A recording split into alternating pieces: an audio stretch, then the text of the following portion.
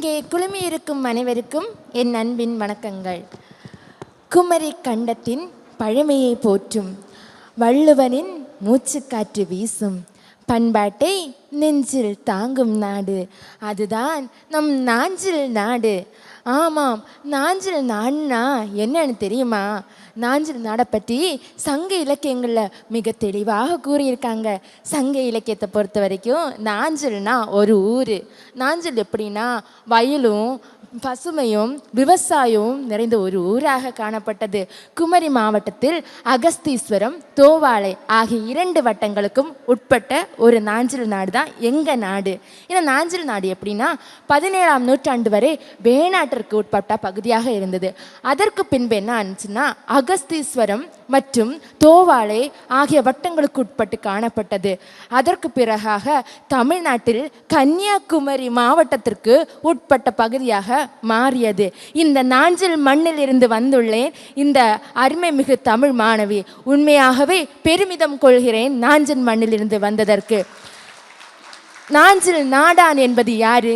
நாஞ்சில் நாடான் என்பது எங்கள் நாட்டு எழுத்தாளர், மிகவும் சிறந்த எழுத்தாளர். இவருக்கு சுப்பிரமணியம் என்று இயற்பெயர் உள்ளது.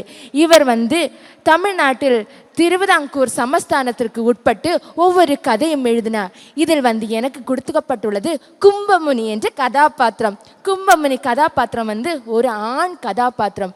இவருடைய கதாபாத்திரங்கள் ஒவ்வொன்றும் நம்மளுடைய மனசை ஈட்டுப்படுத்தி நம்மளை கவருகின்ற வண்ணமாக அமைக்கப்பட்டுள்ளன. இந்த கும்பமுனி கதாபாத்திரத்திற்கு துணை கதாபாத்திரம் ஒன்றே வழங்கியிருந்தார்கள். அதுதான் யாருன்னா கண்ணுப்பிள்ளை. இந்த கண்ணுப்பிள்ளை கும்பமுனி கதாபாத்திரத்துக்கு துணை பாத்திரமாக காணப்பட்டார். இந்த கும்பமுனி கதாபாத்திரம் எப்படின்னு ஜெயமோகன் ஒரு சின்ன குறிப்பை சொல்றாரு. கும்பமுனி கதாபாத்திரம் ஒருவரால் ஆனது கிடையாது, 3 எழுத்தாளர்களை கொண்டதான் இந்த கும்பமுனி கதாபாத்திரம். அந்த 3 எழுத்தாளர்கள் யாருன்னா நகுலன், கவிமணி தேசிய விநாயக பிள்ளை, நாஞ்சில் நாடன். இந்த 3வரையும் கொண்டுதான் இந்த கும்பமுனி கதாபாத்திரம் வடிவமைக்கப்பட்டுள்ளது. கும்பமுனி கதாபாத்திரம் எள்ளல், நகைச்சுவை, ஈடு இணையில்லா பொருண்மை கொண்டு காணப்படுகிறது. அதே போன்று கவிமணி தேசிய விநாயக பிள்ளை கும்பமுனி கதாபாத்திரத்துக்கு ஈடு கட்டி எழுதப்பட்டுள்ளார். ஏனென்றால் கவிமணி தேசிய விநாயக பிள்ளை நகைச்சுவையில் மிழுந்தராக காணப்படுகிறார். இவ்வாறு எழுதிய அழகு மிழுந்த ஒரு கதாபாத்திரமே கும்பமுனி கதாபாத்திரம்.